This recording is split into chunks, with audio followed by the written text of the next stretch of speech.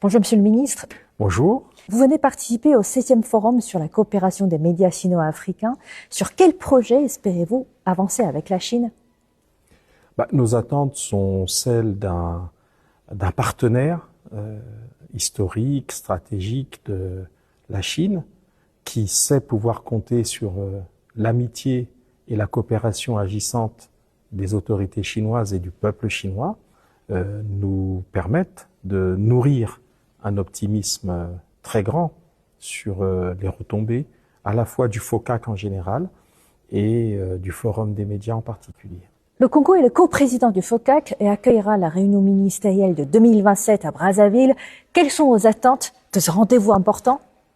Bon, d'abord, c'est très probablement l'enrichissement et l'actualisation du plan d'action qui lie notre grand partenaire, notre grand ami qu'est la Chine, avec les pays africains. Donc il y a une forte attente qu'au niveau ministériel, qui est quand même le niveau qui est juste en dessous de celui des deux chefs d'État, et ensuite une adoption qui permette à ce niveau de décision de considérer que c'est pas seulement de la parole, mais que cela va être mis en œuvre. Donc ce sont des attentes très grandes, effectivement. Il est prévu cette conférence ministérielle du FOCAC au Congo en 2027. Comment voyez-vous le potentiel de coopération entre les deux pays en matière d'IA? Bon, d'abord l'IA, l'intelligence artificielle dont vous parlez, c'est un changement majeur. Mais en même temps, l'IA, c'est des interrogations et des défis. C'est-à-dire que nous devons, en Afrique comme ailleurs, arriver à maîtriser le potentiel de cette technologie. Et nous pensons qu'avec le grand partenaire chinois, qui est très clairement en avance sur le sujet, nous pourrions avoir des passerelles de coopération. On a parlé de formation tout à l'heure.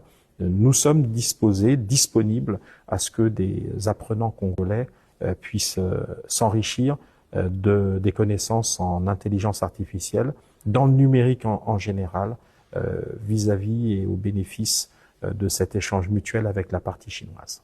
Quelle histoire africaine mérite d'être mieux connue dans le monde aujourd'hui? Bon, vous savez comment se passent les relations internationales. Elles sont fondées sur le rapport de force. C'est souvent la vérité du plus fort qui devient la vérité de tout le monde.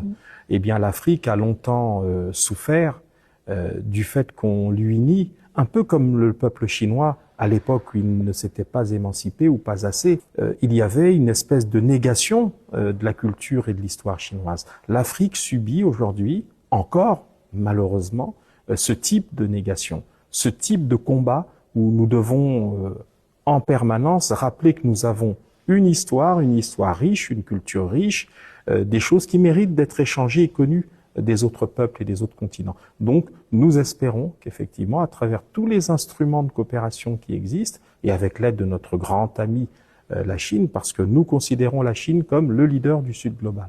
Et donc, grâce à ce soutien, grâce à ce partenariat respectueux, parce que la partie chinoise a ceci de particulier, c'est qu'elle respecte chacun de ses partenaires et qu'elle s'arrange pour que les échanges économiques, financiers et culturels soient des échanges gagnant-gagnant. Merci Monsieur le Ministre pour cet entretien.